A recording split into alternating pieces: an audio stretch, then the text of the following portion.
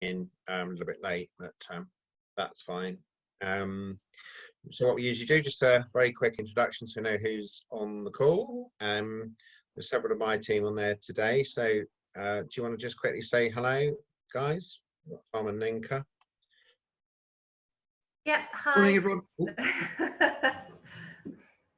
Go on.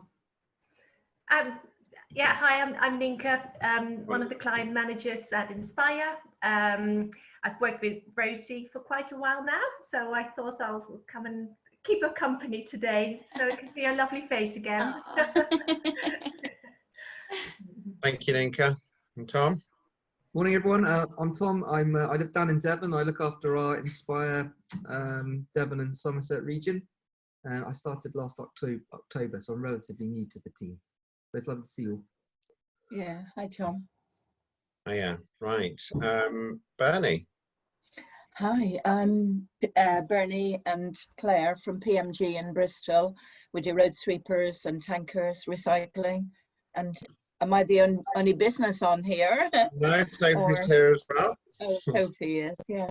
And we're slowly getting back to sweeping. You know, we had been down quite a lot with all the building sites closed, but we're slowly getting back to, you know, some kind of capacity. Maybe not full, Yeah. but anything's better than nothing. Indeed. Yeah, thanks, Bernie. Sophie? Yeah, so my name is Sophie Foyle. I'm a Business Development and Operations Director at ADPR. We're a communications agency. We've been doing okay, actually, considering we lost about 30% of clients so far. Well, not lost them, but put us on pause. But considering how bad we thought it could be, that's not too bad. And we've actually been able to win some new contracts during the lockdown period as well, which is great. Yeah, brilliant. Thanks, Sophie. Yeah, I spoke to Rosie about a month ago, and I'll get her to introduce herself in a second. We were talking about when it's going to be the right time people are starting to think about the teams and when they might want to bring new talent into the team or reshape things a bit. And we put a stab in the dark and went for now. We maybe just slightly ahead of time, perhaps, but we're encouraging businesses to just start thinking about that, really. Have you got the right team for the future? Do you need to make any changes? Do you need any new skills? Because there's going to be a lot of people, I think, coming onto the market that might otherwise not do. So, you know, there's going to be more choice to try and get the right person that you need. So that was the thinking behind today. But Rosie, I'm going to hand over to you now, and you can introduce yourself and kick us off, if you wouldn't mind. Thank you very much. Well, good morning, everybody. As Rob so kindly introduced me, I am Rosie Skinner and I am the Director of Mployable. And today I am going to be talking about your team of the future. So the sessions that I run, if you've ever sort of come to any of the Inspire sessions that I've run or other sort of sessions I've potentially presented at, you may know that I do like a certain degree of interactivity.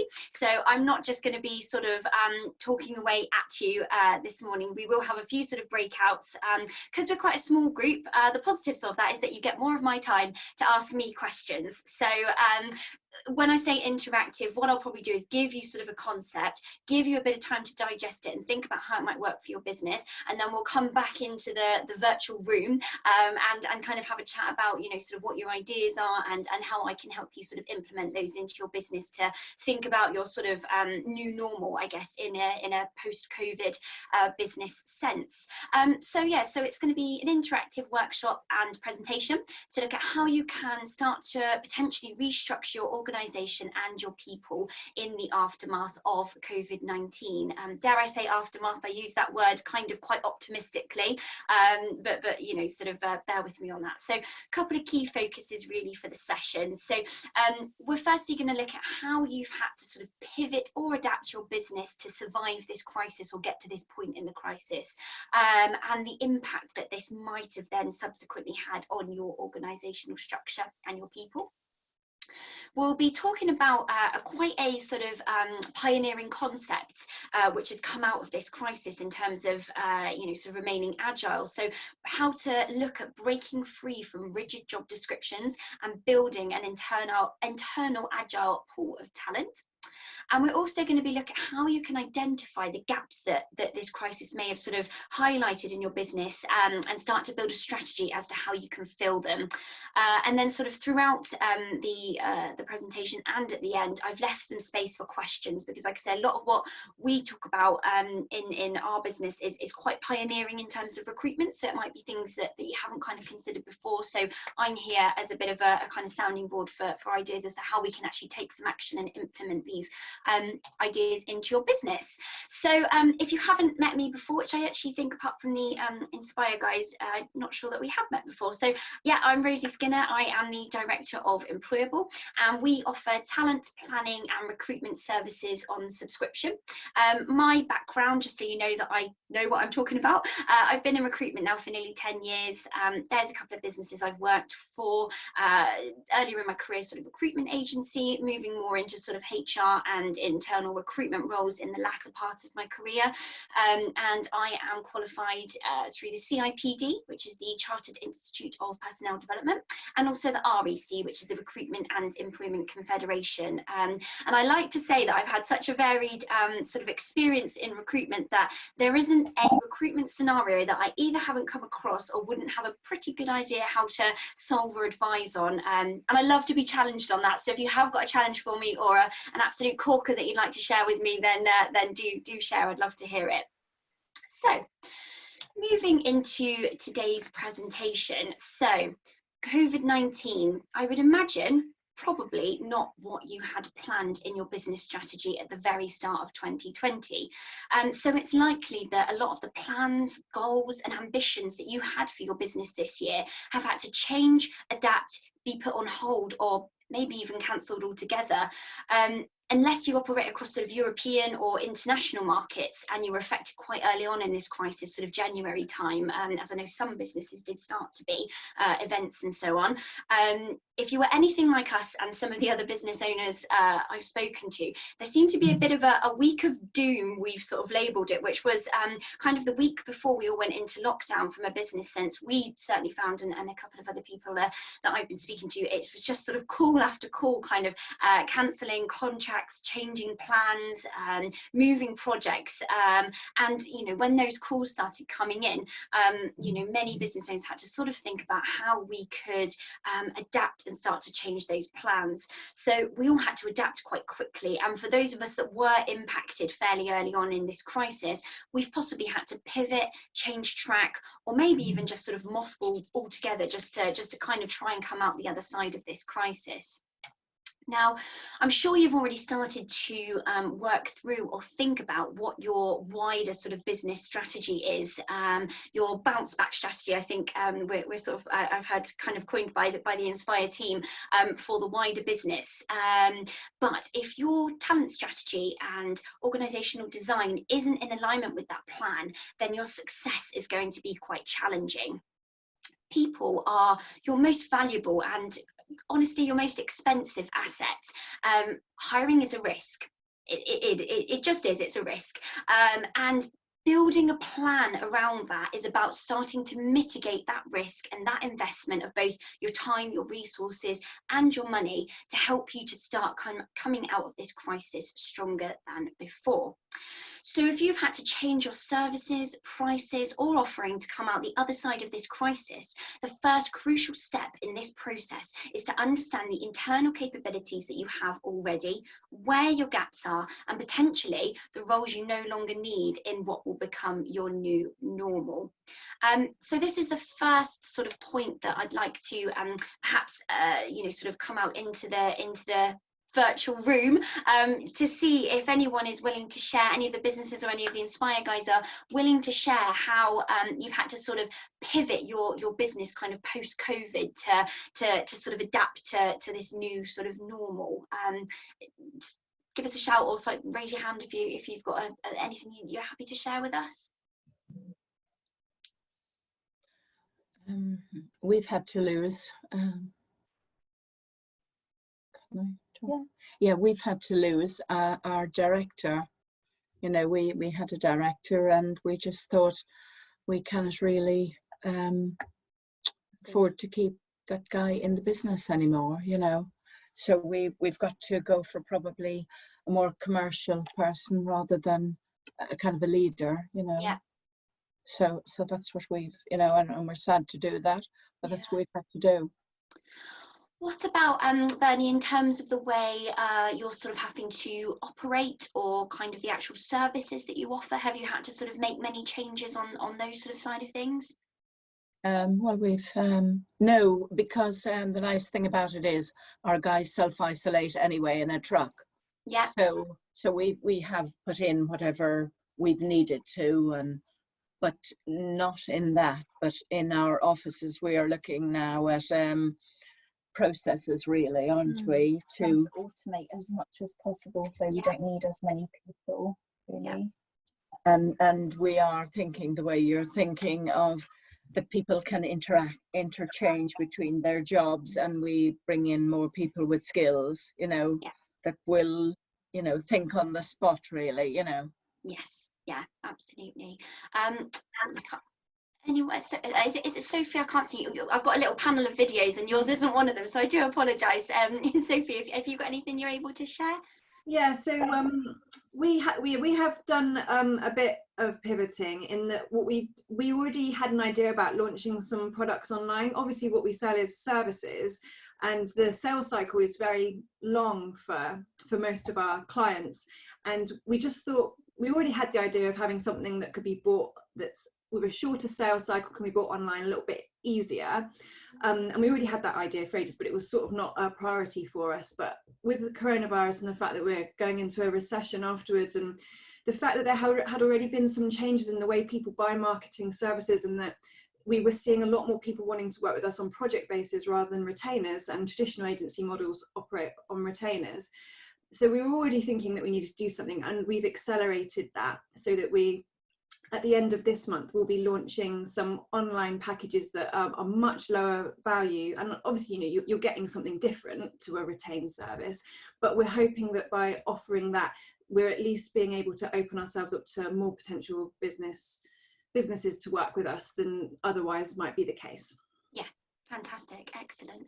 Is there, I can't quite see everybody sort of on my little panel, so is there any other businesses in the room who, or I don't know, they inspire, if you want to, Rob, if you have anything to share, or just make a contribution. Yeah, so I mean, two things really. One is moving all of our services online, so we can't meet people currently, really. So, you know, we're having lots of these. This is a great example of it. So, historically, this would have been everybody sitting in a room with coffee and pastries. As it is now, they might still have coffee and pastries, but they're in their own rooms. So we've moved all that so that people hopefully get the same value out of it, but just not in person. So we've had to move that. I guess the biggest challenge for us has been bringing new clients on, because normally we would go out and meet people. That's tends to be how we do that, and we can't do that. So we're looking now at doing more digitally, and looking at how we can interact with businesses digitally to sort of bring them in, but we're having to probably launch new services to enable us to do that, because the services we've got are not easily sold online in that same way. So we're redeveloping our sort of front end, if you like, completely, so that will look totally different at the end of this, with probably something that starts off being a Ask the Expert question service. So you can just pay a very modest sum per month, and that enables you to ask questions online and get online quick answers to business questions. And then gradually, as we get to know people, you can then hopefully some of them you can develop into other services. So a completely fresh approach to obtaining new clients. Yeah. Brilliant. So, I mean, it just goes to show, I mean, you know, in the spirit of sharing, you know, we've done similar, you know, to sort of, you know, Inspire and yourself, Sophie, at ADPR, we've took a lot of our, I mean, we were pretty much a kind of virtual service anyway, because we're not a recruitment agency. We are a sort of predominantly a a subscription service. So we're actually redeveloping all of our website now to enable people to be able to buy our services online, and look at different ways of sort of diversifying that product. So I think even between the sort of small handful of businesses in the room, we're just a very small sort of subsection of kind of what's going on out there. And I think we've all been impacted, and you know, it just goes to show how we're having to change our business strategies to align with this sort of, I use the term again, but this new normal, I guess. And I do think that although you know, things will come back to normal probably in the next sort of 6, maybe 12 months, the old normal pre-COVID, I do think people will keep an element of this sort of digital. I know, you know, one of the things that I've really enjoyed is less traveling, because I was traveling here, there and everywhere to client appointments, and not only is it better for my diary, it's better for the environment and, you know, all of the other sort of corporate social concerns that we need to think about. So where I'm sort of going with this is that, you know, we've all had to sort of change our business strategy. But obviously, going back to my earlier point, you know, people are our most sort of valuable kind of asset within that, and making sure that the people strategy, your talent strategy, aligns with this wider business strategy is going to be crucial to ensuring your success. And this all boils back down to this, potentially, a lot of people, you know, maybe don't really sort of place much value on it, but actually, if you look at the nuts and bolts of a really good organizational structure, that will start to uncover some of the answers. So the first step of this process in bringing your sort of new post-COVID kind of business strategy in alignment with your people talent strategy is to examine your current organizational structure, particularly if it's something that, you know, is gathering dust in a document file somewhere, you know, or if it's something that even if you keep up to date, maybe you haven't had the time or the inclination to look at sort of, you know, during and throughout this crisis. So just sort of introducing this concept, what I'm going to do now is just ask everybody to take a couple of minutes, so you don't necessarily have to kind of call answers out straight away, but just to reflect on sort of these questions. And again, we'll kind of go back through, go around the virtual room and just have a bit of a kind of check-in to see, just so I've got a bit of context in terms of where we're all at in this process.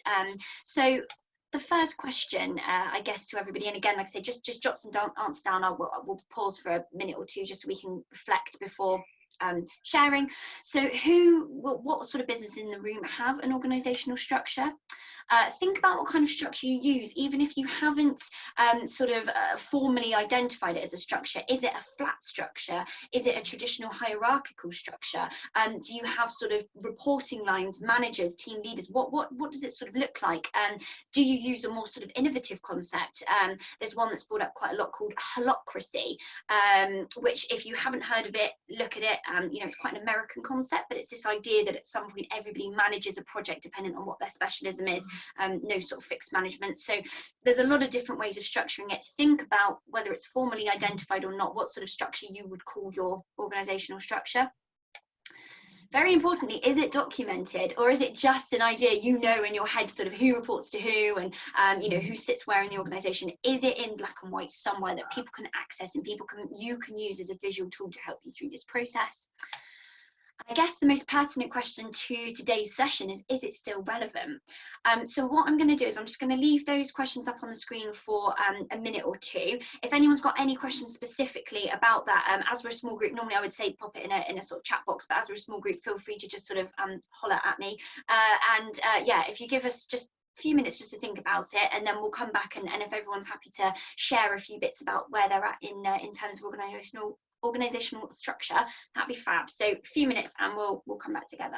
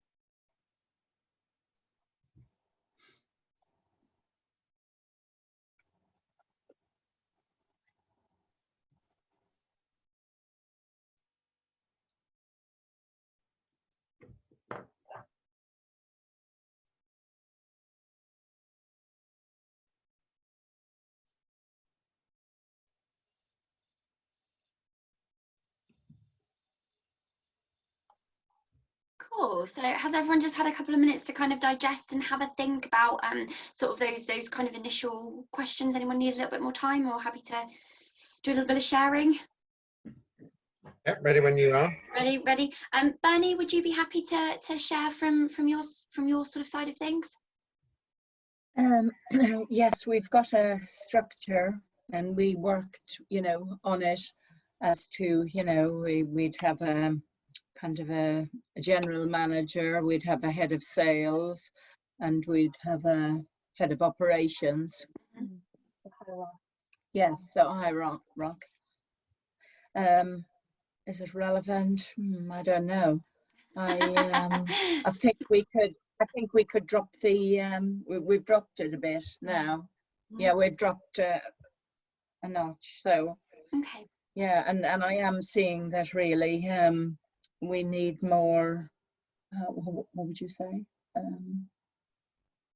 We need more talent, probably. In the team. Yeah. There's a lot of admin, and I don't know, we've kind of got a gap in the marketing section at the moment, so we probably want to fill that. And then also some of the managers we feel aren't really managing as well as they could be, so I don't know. Yeah. Don't say that. Yeah, no, I think, yeah, it's kind of, yeah, I think there will be, when in the smaller structure. Yeah. Yeah, brilliant. Thank you for sharing. Sophie, are you happy to share? Yeah, sure. I guess it's a traditional hierarchy, really. A traditional agency model, in that we've got the owner of the business, who's a managing director. Then there's me, and then the associate director, and then we've got account directors, account managers, and account executives. So it's quite a standard agency structure, I would say. It is documented, and I think it is still relevant. Okay, brilliant. Is there anyone else? Like I said, I can't quite see who exactly is in the room. So if there's anyone else, I didn't know whether Rob, you were joining in, or whether you're just making notes. Yeah, join in. Well, it's relevant to us too. So we've evolved over a period prior to COVID, so we haven't done anything massively different as a result of it, but we've been evolving more into a much flatter structure, really. So, a relatively small team now, and then we've got our associates that are not actually employed by us, but they're self-employed associate directors. So we've pretty much got a flat structure with people just getting on managing their own client portfolios, really. So because of the way we've evolved and the type of people we're now employing, we don't really need line management in the same way that we did historically. So yeah, I think flatter structures are sort of probably the way forward for lots of I think so. Yeah. Brilliant. Okay, brilliant. That's really interesting to hear, because like I say, it's I know in some sort of circles, kind of this idea of the organizational structure is a little bit antiquated, but when I go on to my sort of next point, you'll understand kind of where the sort of importance of getting this right really lies. So the first and most important point I need to sort of get home, I suppose, when you're building an organizational structure, particularly if you are looking at a potential restructure, a shuffle of roles, a movement of people, is attaching the structure to the roles, not the people. I see a lot of people kind of starting to draft up organizational structures, and they sort of put Bob here and Dave here and Sally there, and that's not what this is about, because if you get too attached to the people, you won't be able to see the wood for the trees in terms of what your business structure looks like, because essentially those people, yes, they are in your business, but let's all be realistic, they won't be there forever. People do move around roles. You might be lucky to have very loyal employees, and that might be an irregular occurrence, but what will happen is if Bob moves on, all of a sudden you're replacing Bob's role, not marketing assistant or whatever that looks like. So I've got an example here of brilliant business, great business title, I'm sure you'll agree, and what you will see is quite a small business, and if you look even closer, you'll actually see that there are a lot less people in that business than you might originally think that there are. So there is a lady in the business called Joan Wood. No, this business isn't lucky enough to have 3 people with the same name. Joan actually holds 3 different positions in the business. She's one person, but she holds 3 roles. So Joan is the commercial manager. She's also the office manager, and actually she does a bit of marketing. So she's the marketing assistant as well. We've also got Ted Baker. Now he is a busy guy. He is the accounts assistant, the sales administrator, and the administration assistant. But then you also have people who have slightly busier roles. So we've got Oprah Winfrey. She's quite lucky actually. She's only got sort of one role in the business. She's the sales consultant, but arguably, you know, that is quite a big job. So she sort of specializes in that. But hopefully by looking at Brilliant Business and the way they sort of structured their business, you can see that actually there's only about, I think there's about 5 or 6 people in the organization, but there's actually about, I think it's just over 10 or 11 roles in the organization. You can make it bigger than that, you can make it smaller than that, and obviously every business is different. But what I'm trying to drive is this concept of plotting your organization. The roles are separate from the people, because essentially the people are potentially transient. And yes, the roles will have to shift and adjust, which is exactly what we're talking about here, you know, sort of post-COVID, post-crisis, post-recession, whatever that looks like. You know, but if we're talking in this sort of post-COVID sense, if you start to think about your structure, consider how your business has had to pivot and adapt, if at all, you know, depending on what that looks like, whether you need, Bernie, I think you said about needing more sort of commercial approach, you know, what does that look like in terms of roles, you know, sort of plan that out. And Sophie, I think you said about you know, sort of that maybe online sort of approach, you know, what does that mean in terms of skill sets? Does that create new jobs? Just specifically think about those areas of the business that have been impacted, and then how that will impact that specific team.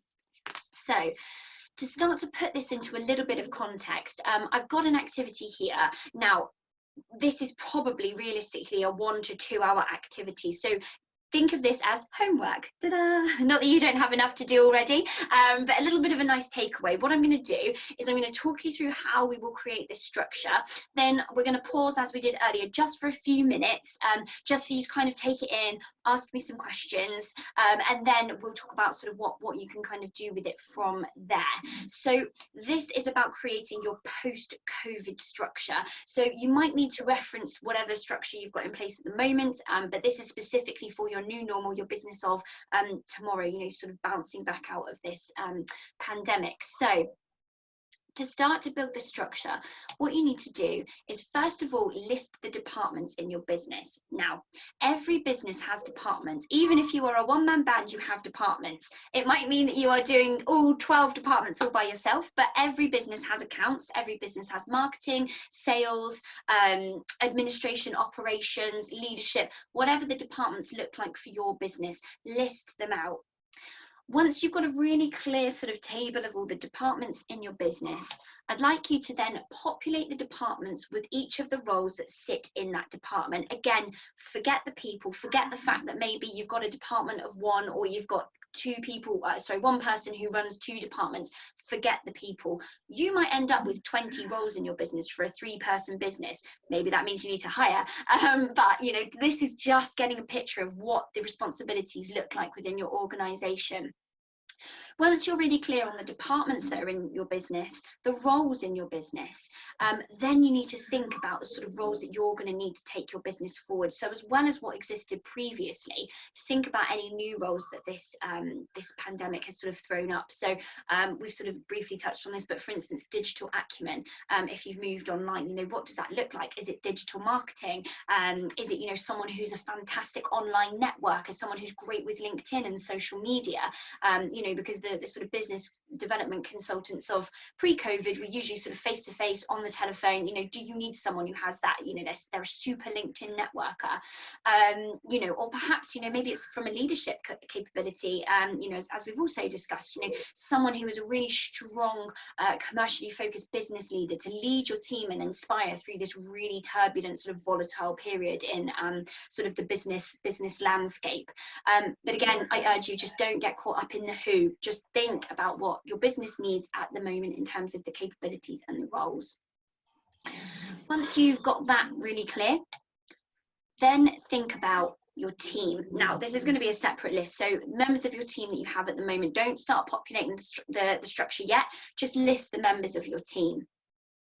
And when you're thinking about your post-COVID structure, again, remember they might sit under more than one seat. Once you've got your structure and you've got your team, then start to repopulate your team back into the structure. And just make sure you're putting the right people in the right seats. Separating it out might make you suddenly twig that actually, you know, Maria in sales is an amazing online, you know, networker. So maybe she sits under digital marketing, this new sort of position that's kind of been created. But have a think about really where they do sit in the business. And you know, doing this will allow you to take a really good step back and understand the roles that now exist in your business and the capability and skills that you already have internally to fulfill them. For probably the majority of your team, there might actually not be very much change, but for others, their role actually might no longer exist. And you might find yourself with some gaps as well, where you think, well, actually, to achieve X goal in my business strategy, I need X capability in terms of my resource and my people. So that's kind of where you're looking to get to, really, is sort of who doesn't fit back into the new puzzle, and what are we going to do about it? So like I say, that's quite a lot of information to digest. What I'd like to do here is just, again, take a little bit of a pause. Have a think about your strategy for building this structure, how you're going to sort of manage it. And if I could also advise you, because I know I'm guilty of this, you know, thinking I'm going to do something and never finding the time to do it, have a look in your diary, calendar, whatever time management tool you use, and actually plot some time into your diary to sit down and do this activity. So I'm gonna stop talking, heaven forbid, for just a couple of minutes, just to allow you to digest. If you've got any questions, as I say, because we're a small group, I'm more than happy if you just sort of yeah, just give me a wave and sort of ask. But otherwise, I'm just gonna pop myself on mute, leave you to digest, ask me any questions, and get that time scheduled in to do that piece of work.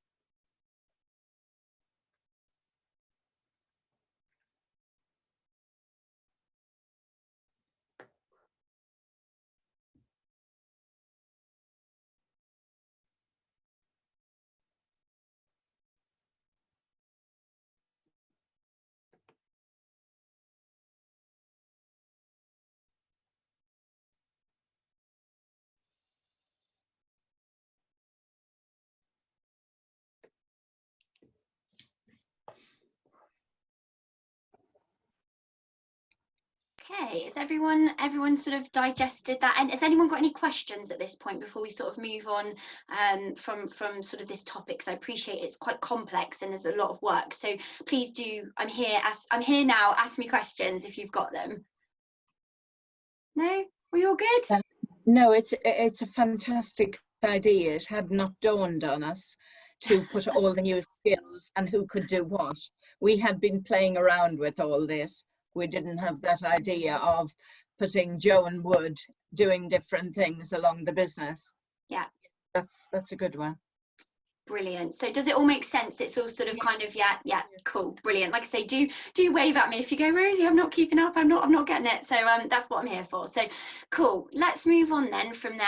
Again, obviously my email address is sort of over these slides. So if you do sort of have any queries afterwards, I'm also more than happy if you put your structure back together and you'd like to ping it over to me on an email, just for me to sort of sense check. You want my feedback, you want my comments, anything at all that you'd like, please don't hesitate to ping it over to me. I'm always more than happy to sort of help out with sort of this kind of stuff, because it can be quite difficult to get it right, and obviously it is crucial to the kind of the growth in the next stages of your business to get this stuff right. So yeah, please do share with me anything you'd like to. So I would like to sort of add in here a little bit about redundancy.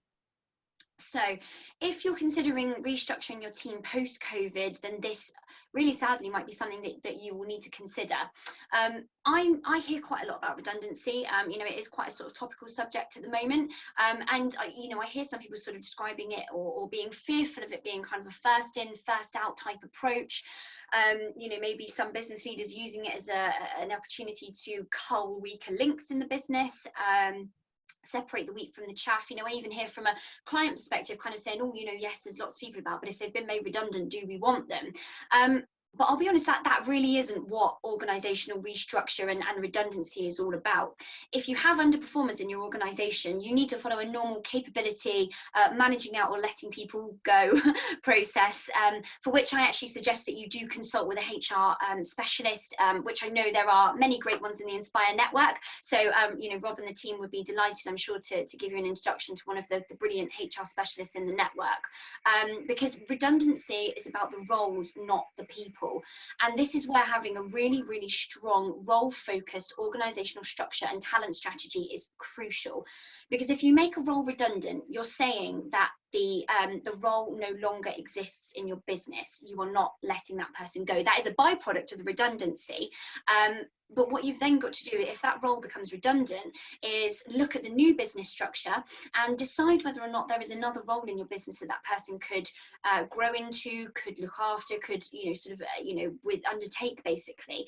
And if not, after a consultation process, then that person is then made redundant, with their role no longer existing and there not being another suitable position in the business for them. It's also important to note that, you know, once a redundancy is sort of made and agreed, you can't then rehire into the exact same position with another candidate. So again, it's about the role not existing or not being commercially viable. You know, it might be that you actually look at it and, you know, I was speaking with a business the other day, looking at sort of potential redundancies, and one of the comments was that, you know, broadly they were quite an expensive salesperson, sorry, and you know, they couldn't really afford them anymore because they weren't kind of paying their way in the business. As long as you're not then going to hire in another high level sales candidate on top of that person, that role is, you know, not commercially viable in the business. So redundancy is a valid sort of route to explore. But again, I've got a caveat by saying I'm HR qualified, former HR manager, but it's an ever changing landscape. And if you are thinking about undertaking redundancy processes or anything of that sort, I really strongly recommend, you know, bringing in the services of a good HR specialist, which, you know, there's as I say, lots of them in the Inspire team. So like I say, although it's sort of slightly on the periphery of kind of organizational structure, I think it's quite a kind of a point really of interest at the moment. So yeah, thought it might be relevant to bring that one up. Can I ask a question, Rosie, on that? Yeah, of course. So I absolutely understand what you're saying, in that you can only really use redundancy if it means the role doesn't exist anymore. And how long does that sort of stand? So say you made somebody redundant because at the moment that role doesn't exist. Mm-hmm. How long does that need to be the case before you can rehire that role again when the market picks up or what have you? Is there like a time that has to pass, or how does it work? That's a really good question. My understanding of it is that obviously this is where kind of bringing that really strong role-based structure comes into play, because if you can, you've got to think about it in the sense, anything to do with HR, you've also always got to think about, how do I keep myself out of an employment tribunal? And if there is a case that employee could say that they were unfairly dismissed instead of being made redundant, then that's where you've got to be mindful. So if you actually have a business case to say, look, when we let this person go, we no longer had a need for it, we couldn't afford it, whatever that looked like, but actually the business has now changed, this is our new structure, and this is, you know, our hiring process that sits behind it. My understanding of it is that would then be a viable reason to kind of hire into that position. But like I say, if you don't subsequently sort of change your business structure, if that person just sort of is let go but that position remains vacant, I think that would be slightly dangerous ground to be on. My advice, if you're in that situation, is probably to consult with one of the HR specialists in the, you know, that I'm sure Inspire can kind of introduce you to. But I think that is my understanding, is that with everything with HR, if you have a really good business case that sits behind it, if you've got the structure and the strategy and everything to prove that this is what happened, this is now what's happened, and this is our situation, then you've got reasonable sort of reason to kind of hire back into that role. So I don't know if that's at all helpful, or if that sort of makes sense. Thank you. Yeah, like I said, I don't think there's necessarily a kind of specific time limit on it, but if it's about the needs of the business, and just, I think a lot of it with HR is just being honest, and kind of, you know, if it's kind of a backdoor way of getting somebody out, then that's again possibly sort of shaky ground. But yeah, it's a strange time that we're in at the moment. So yeah, I can see how that would affect, you know, if it's a budget thing and that sort of side of things. But yeah, I hope that helps in the first instance. But if it's something you're looking at doing, I would get some, if you've got a HR person on board, I would get them to just sort of sense check it for you. Oh, thank you. Thank you. So moving on from the sort of organizational structure side of things into one of my favorite sort of kind of innovative concepts in recruitment and talent strategy building, which is around the idea of internal talent pools and the internal talent market, which Bernie, based on the things that you said, I think will be quite of interest to you. So we have already talked about in this session how to separate the people in the business from their job titles to build the organizational structure which will match your business strategy. I'd like to introduce to you this concept that takes that one step further and is about future-proofing your business, remaining agile, because as the pandemic has proved to many of us, that capability is really crucial to future success and growth. And throughout this pandemic, lots of businesses across the UK and probably globally have had to move staff to other areas of the business to meet demand. There was quite a good example that I saw about one of the large banks, I can't remember which one, but one of the large banks, rather than furloughing staff or making redundancies, they moved teams across to their frontline, to their busiest areas, temporarily restructuring the business, restructuring the organisational structure to port entire teams into their contact centres to help both staff retain their jobs and add value to the business during this quite difficult time, but also to help the business manage its volumes in one of its busiest areas. So I think that's quite a nice sort of example of businesses kind of remaining agile at this time in quite a simple way, you know, just sort of this idea of picking up teams, putting them over into the more the front line basically of the operation, which at that time was the bank's call centre. And I'd like to sort of look at Unilever as quite a good example of an internal talent marketplace.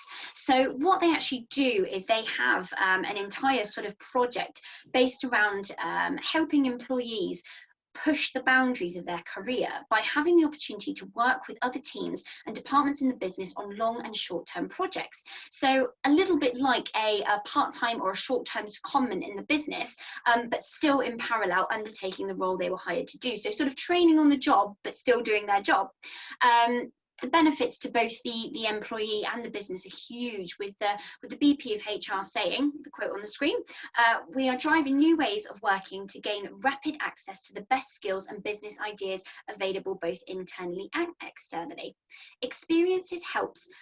It's called Flex Experiences, which is the name of the program. It helps people to identify opportunities across the business in which they can develop new skills and gain experiences in a flexible way. We believe our people are so much more than their job title. If our people thrive, we thrive as a business. And this concept has the talent industry abuzz because for years, the generic advice has been to get complete clarity on job descriptions, expectations, mindset, and responsibilities, and then find the person to fit that job description. But thinking about your team overall as an agile pool of talent opens up possibilities and allows you the capability to adapt to whatever crisis or pandemic comes your way. So obviously this is quite a big sort of concept. So how can we kind of boil this down and make it relevant and make it work for your business? You've got two key elements at play here, which is broadly the job description, the job itself, and you've got your team, your people. The roles are relatively static until something comes along to disrupt the status quo, i.e. an external factor such as a pandemic or crisis, or internal factors such as growth, moving into new markets, or change of business direction, in which case the roles will change exactly as we did in the first half of this session. You look at your business structure, you look at your organisational structure and ensure they align. But until that happens, effectively, the roles in your business will remain static until that sort of status quo changes. But there is no reason why the people in your business shouldn't remain fluid to a degree. I've spent most of my career working with entrepreneurial, scale-up, high-growth businesses. And the biggest piece of advice I give to my businesses when they're hiring is to look for people who are flexible and are happy to wear many hats. People that are curious, people that want to learn, and they enjoy variety in their role. And those people for an SME, small business, medium-sized business even, are some of your biggest assets, because when it comes to building an internal marketplace, they can adapt to the situation in hand and add value where it's most needed. Now, I do have a caveat with this. So what would be difficult, and that's not to say that you need to hire an engineer and you should then expect them to be an amazing accountant and a marketing guru all at the same time. it won't work across every single role and every single specialism in your business, particularly the more specialist, you know, you're going to want to, the more specialist the certain roles are in your business, you're going to want these vertical specialists to undertake those roles. But what you're looking for across some of the probably more operational sides of the team, administration, customer services, doing whatever job it is that your business does, is some cross-pollination to start to future-proof your business. Another thing to consider in this whole sort of kind of future-proofing cycle is succession planning. Understanding the crucial skills and experience that are absolutely mission critical to the success of your business goals, and making sure that you have at least one backup, one person in the pipeline, if not 2 or 3, in terms of people resource, to make sure that not one person becomes a complete showstopper in your business. Because if you've got only one person who holds the key to something that, you know, is your secret sauce, and something happens to that person, they leave your business or whatever else, then you are in trouble. So make sure that, you know, your succession planning is in place for your critical areas and critical roles in business. Lizzie, can I just chip in Yeah. quickly? So I can see lots of value in that, and I've seen it work lots of times in having people be able to work across different roles and areas in the business. What would be your thoughts on the danger of sort of confusion occurring? So, you know, if you've got the marketing department and you've got a couple of other people that are sort of doing marketing because they've got a bit of a skill in that area, there is a risk of sort of everybody almost seen as treading on each other's toes. Yeah, absolutely. No, I think that's a really valid point, Rob, and I think that's, again, I keep harping back to it, but sort of the having the really strong organizational structure, so everybody has a place in the organization. It's not about completely ripping up the job description. It's more about having people that have their set roles, but they also have other functional capabilities. So a really good example actually is a supermarket. So actually I worked in a supermarket when I was in college. I was when I was sort of 16 years old, and my actual job in the supermarket was to look after the kiosk, you know, where they sell tobacco, lottery tickets. That was what I was hired to look after. I also had colleagues who were hired to look after sort of replenishing the shelves, but broadly I worked on a Saturday afternoon. Obviously this was back in the days before online shopping was a thing, showing my age there. You know, so on a Saturday afternoon the shop was exceptionally busy, and what would happen is there'd be backups, you know, the sort of customers would back up at the checkouts, and an announcement would go out, and it would be all till trained staff would need to come to the checkouts. I'm sure you probably have all heard that when you've been in a supermarket. And broadly, I was hired to work in the kiosk. My colleagues were hired to replenish the shelves, but we knew how to work the checkouts. So when the checkouts are exceptionally busy, to help the customer experience, we would be called from our job to come in, port over, like the bank example, come in, help the backlog of staff at the checkouts, and then return to our actual roles.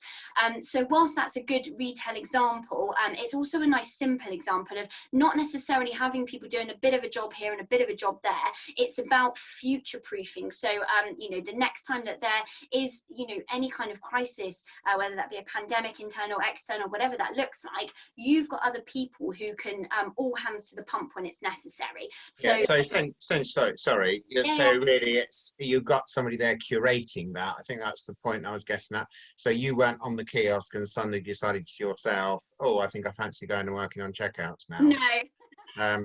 You know, because that could have been pretty confusing for everybody, couldn't it? Yes, exactly. So it's about sort of using the opportunities to kind of upskill people, but it's more sort of about the internal thing from a business perspective. Is about using that as a idea to cover busy departments during busy times when required. Yeah. But there's also another nice element of it which plays into kind of employee development and employee growth as well. They feel like they're getting something from you know, sort of learning, but it's not about somebody sort of strolling into the marketing department and going, oh, I feel like having a crack at doing a social post today, move over. Like, do you know what I mean? There does have to be some structure, and I think this is, like I say, going back to the organizational structure, everybody has a home within that, but this is about kind of cross-pollinating to future-proof. Part of it is a strategy, it's a strategic move to future-proof the business by cross-pollinating those skills so that we can pull on them when we need them. Is that clear, or does anyone else? I know this is quite a complex sort of concept to kind of really sort of dig into. So does anyone else have any other questions? I've got another little slide on this, but any other questions on that, how it could work? Or All happy? Yeah.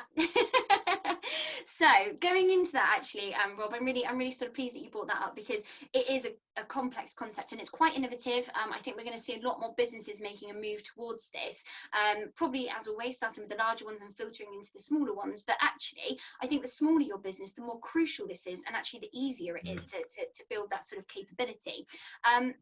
So how can you bring this into your business? Some practical steps. So I think the first thing, really, if you don't already, is get to know your people. Start to understand where your people's key skills lie, and potentially who's being underutilized, even if that means going back to looking at CVs. You know, hopefully you've got some kind of performance management process in place, so you understand what your people are capable of, where their expertise lie, and also what their ambitions are. So depending on the size of your business, whether it is yourself, business owner, or whether it's their line manager, somebody in your business should understand each employee's experience, skills, where they best add value, and also what they want to achieve in their career.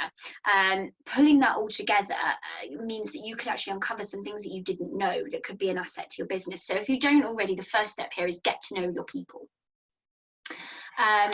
Second thing really here is provide some transparency on the needs of the business. So let your team know about the expertise your business needs to survive. If through the organizational structure and design planning, you identify a number of roles that aren't currently being fulfilled, before you go out to market and start to hire new people, is there anybody internally that could undertake that role? Even if part-time, temporarily, job share with somebody else, you know, just, it doesn't have to be an official job share, but, you know, you look at sort of the roles and responsibilities, and can that be incorporated as part of another role? You know, what can you do to sort of retain talent in your business? Or is there somebody you could line up to take that role through training and mentoring? How can you sort of create this transparency in terms of building this business structure, and who can you sort of move in to make it happen? And finally, this idea of sort of, you see it a lot in sort of big businesses. I know when I worked for Clark's, it was quite a big thing, you know, sort of looking at secondments.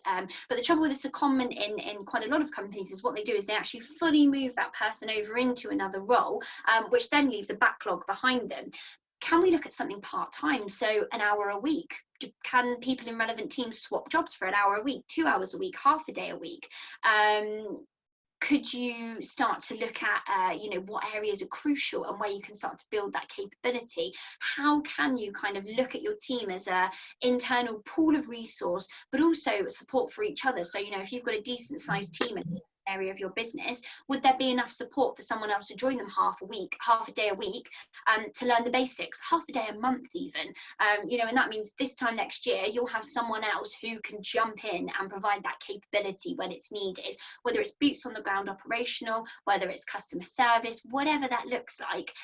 You know, and you might have a better idea of that sort of post pandemic. Just think about, you know, sort of how you could support that within your business.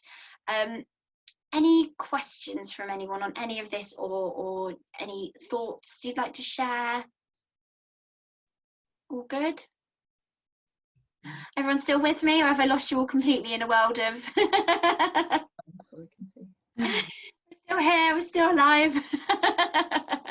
So I'm going to oh, bear with me, that's just popped up.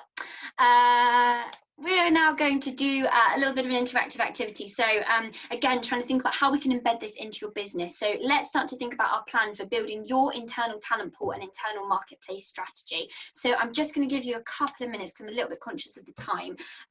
So first of all, I'd like you to think about what will be your first 3 steps in creating your strategy. How are you going to go about sort of implementing this into your business? What practical steps can you take that are relevant to your industry? And then the other thing on this is what, bear with me, I've lost the slide.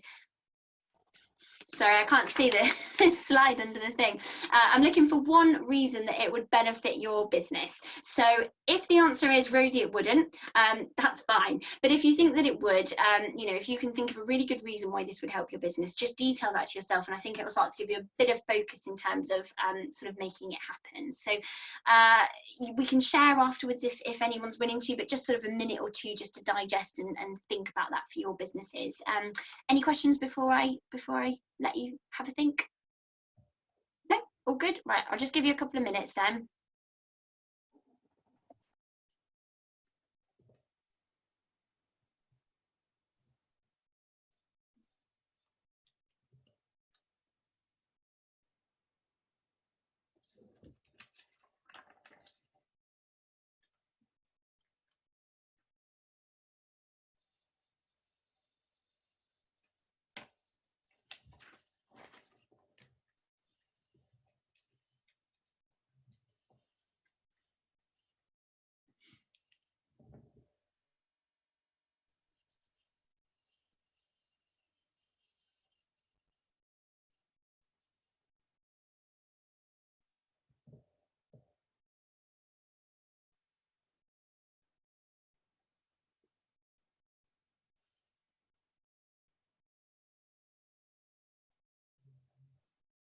Right, everyone happy? Anyone got any questions or willing to share their what their first 3 steps are going to be and their one reason?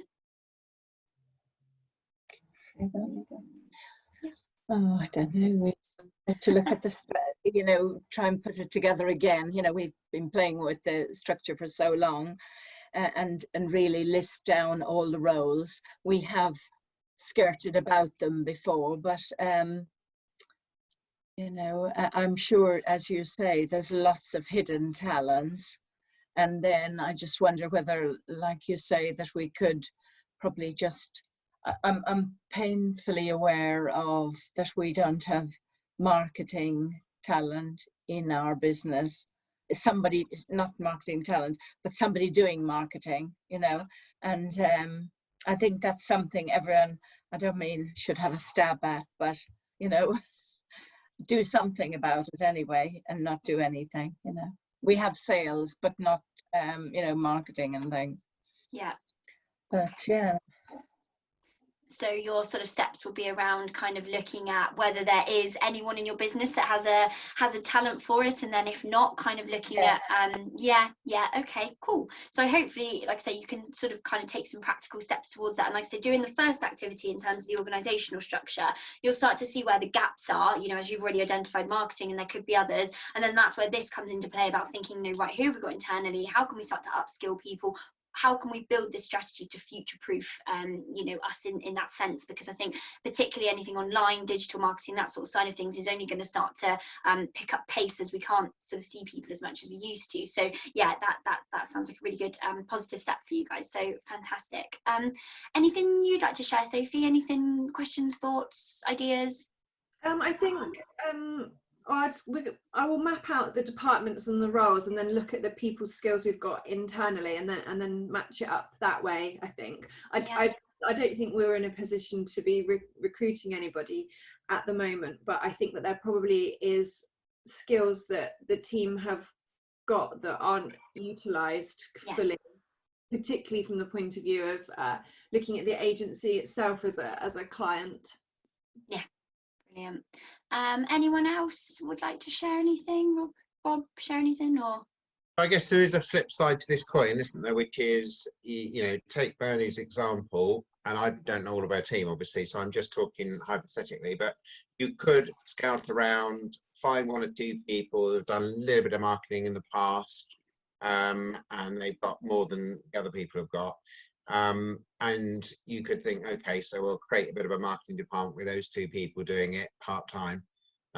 You could end up with a suboptimal solution with this, and you might find yourself in a position where you do actually need to recruit somebody in, and that might have to be balanced by losing somebody if your budget won't allow for additional people. But I think it's important to make sure you've got the right talent there to actually do the job you need done, and you're not just making do with someone who's got a little bit of knowledge, and as they often say, a little bit of knowledge can be a dangerous thing. Somebody sort of, you know, making a bit of your best stab at it.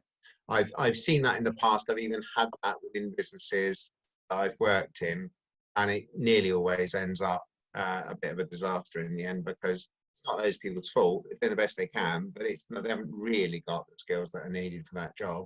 yeah. So you have got to be careful. I just add that as a counterweight there a little bit. Yeah, no, I think it's about that. I think that goes back to knowing your people, you know, and sort of getting to actually understand what the kind of depth and breadth of the experience that they've got is, and is it more of a kind of they can help with it for an hour a week to help expand their knowledge as part of a employee you know, sort of CPD type thing, or is it, do you know what I mean? And I think that it could then be that you hire someone in on marketing, but you know, if Sally over in sales has a bit of a you know, panache with LinkedIn, perhaps she comes in and do you know what I mean? And that's where this pooling thing comes in, so that she can help out, but she's not the person. So I think that's where the structure, the knowing your people, all of this sort of stuff really comes into play to building the overall sort of strategy. So then that kind of moves into sort of the, because we're kind of coming to the end now, so I'm quite conscious of time, but obviously you are going to have some gaps in the structure. If you've exhausted your internal resources, you've looked at upskilling, there's still these gaps there for the areas of the business. Then you're looking at a recruitment process. I'm not going to go into a huge amount of detail on this because we are actually running a session specifically on this topic on July the 2nd at 2 p.m. So I think if we're able, maybe Rob, to pop the link in the, or one of the guys able to pop the link in the chat box if anyone wants to sign up. That's another complimentary session. But I just thought I'd give you a really brief overview just to pull this all into context and to look at the kind of stages of how we can fill this organisational structure. So if you'd like to join us for more detail on the 2nd, love to see any of you there. But first and foremost, I've heard a lot of sort of really big sweeping generalizations about how it would be easier to recruit because there's lots more people on the market at the moment. And the latter half of that sentence is very true. The first half of the sentence, not too sure about. So let me tell you why.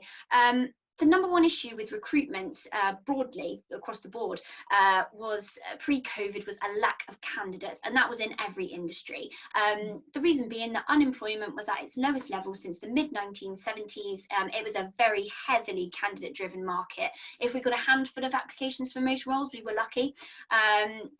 But the dynamic now has swung in the complete opposite direction, meaning that your new recruitment strategy, at least for the next quarter or 6 months, because actually I believe that this isn't a permanent swing. I do think that probably when we sat here this time next year, sharing our woes about the candidate-driven market again. So I think it's a temporary swing. Needs to be focused on this client, i.e. you, driven market. So that means that whatever strategy you've worked on for the last goodness knows how long, at least 5 to 10 years, in terms of trying to attract the right candidates, needs to switch to selection rather than attraction. Delivering the right messages through your advertising and recruitment marketing to stop too many people applying. Be specific, direct, and try and attract the right candidates, not all of the candidates. So yes, you will absolutely, a fact of this is that you will absolutely be getting more applications through than you have had in years if you are trying to recruit.